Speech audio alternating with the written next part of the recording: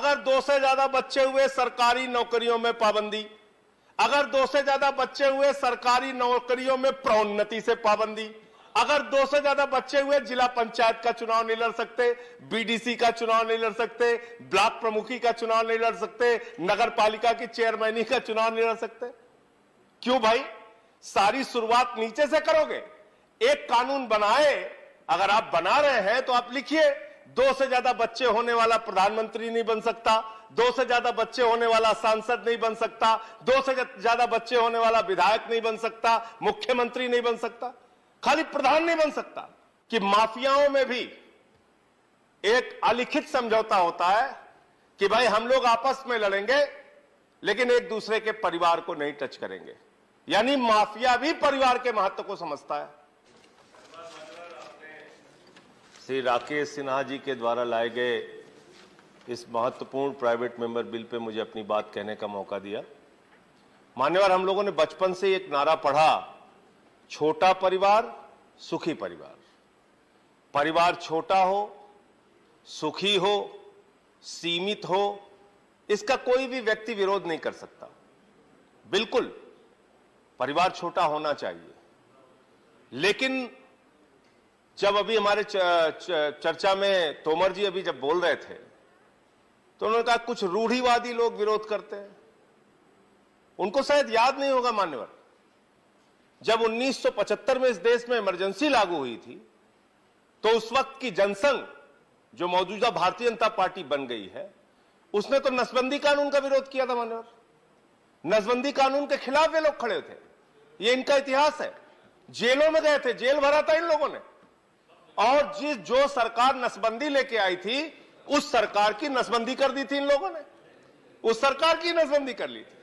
और बड़े चालाकी से बिल लाया गया माननीय राकेश सिन्हा जी के द्वारा।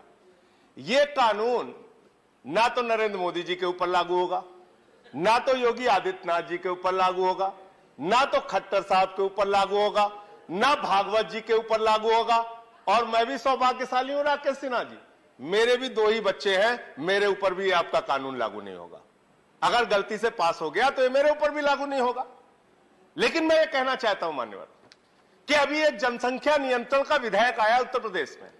वो विधेयक में पढ़ रहा था, उसमें लिखा अगर 2 से ज्यादा बच्चे हुए सरकारी नौकरियों में पाबंदी, अगर 2 से ज्यादा बच्चे हुए सरकारी नौकरियों में प्रोन्नति से पाबंदी, अगर 2 से ज्यादा बच्चे हुए जिला पंचायत का चुनाव नहीं लड़ सकते, बीडीसी का चुनाव नहीं लड़ सकते, ब्लॉक प्रमुखी का चुनाव नहीं लड़ सकते, नगर पालिका की चेयरमैनी का चुनाव नहीं लड़ सकते।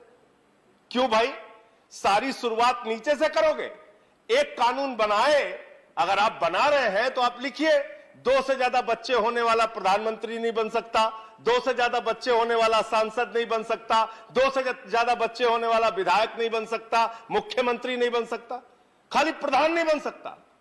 जिसके 2 से ज्यादा बच्चे होंगे वो प्रधान नहीं बन सकता, प्रधानमंत्री बन सकता है। ऐसे कैसे काम चलेगा? और दूसरी चीज, परिवार होना चाहिए मान्यवर, सीमित होना चाहिए, लेकिन होना चाहिए। अब परिवार नहीं होगा तो आप थके हारे दुनिया भर के तनाव से जब घर में पहुंचते हैं, आपके छोटे छोटे बच्चे जब हंस के आपसे मिलते हैं, उससे आपका सारा तनाव दूर हो जाता है। जब परिवार होता है तो आपको चिंता होती है बच्चे की फीस की, आपको चिंता होती है नौजवान होने पर उसके रोजगार की, आपको चिंता होती है बहती हुई बढ़ती हुई महंगाई की, आपको चिंता होती है बेरोजगारी की या शिक्षा की, स्वास्थ्य की व्यवस्था की। मानो इसलिए परिवार होना बहुत जरूरी है और परिवार का महत्व हम सबको समझने की आवश्यकता है। मान्यवर, मैं यहां तक देखता हूं, ज्यादा लंबी बात नहीं करूंगा, कि माफियाओं में भी एक अलिखित समझौता होता है कि भाई हम लोग आपस में लड़ेंगे लेकिन एक दूसरे के परिवार को नहीं टच करेंगे। यानी माफिया भी परिवार के महत्व को समझता है। लेकिन बहुत दुर्भाग्यपूर्ण घटना हुई पिछले दिनों मान्यवर। 2 दिन पहले बहुत ही दुर्भाग्यपूर्ण घटना हुई और आप लोगों से हाथ जोड़कर निवेदन करना चाहता हूं। हम लोग राजनीति में हैं, एक दूसरे से लड़े, चुनाव लड़े, जीते हारे, जो भी परिणाम आए कोई बात नहीं, लड़िए, यह आपका अधिकार है, हमारा भी अधिकार है, हमसे लड़िए। लेकिन अभी 2 दिन पहले क्या हुआ? दिल्ली के मुख्यमंत्री के परिवार पे हमला, जहां पे उनके बूढ़े मां बाप रहते हैं मान्यवर, जहां पे उनके 2 बच्चे रहते हैं मान्यवर, जहां पे उनकी पत्नी रहती है, उनका एक बच्चा है मान्यवर अम्मू, जब वहां हमला हो रहा था वो दौड़ते हुए अपनी मां की तरफ गया, उसने कहा मां पापा को बुलाओ, पापा को बुलाओ, गुंडे आ गए, गुंडे आ गए। उस बच्चे को नहीं पता था भारतीय जनता पार्टी के लोग भाजपा के एक सांसद के साथ वहां पहुंच गए। लड़ना है हमसे लड़ो। एक हमला कर रहे हो, पंजाब का चुनाव हार गए तो आप दिल्ली के मुख्यमंत्री की हत्या करवाने पे लग गए हो, हिंसा फैला रहे हो। और मान्यवर खत्म कर रहा हूं, किस बात पे आप ऐसा कर रहे हैं? आप किस बात पे ऐसा कर रहे हैं? मैं खत्म कर रहा हूं मान्यवर। कश्मीरी पंडितों, मैं खत्म कर रहा हूं।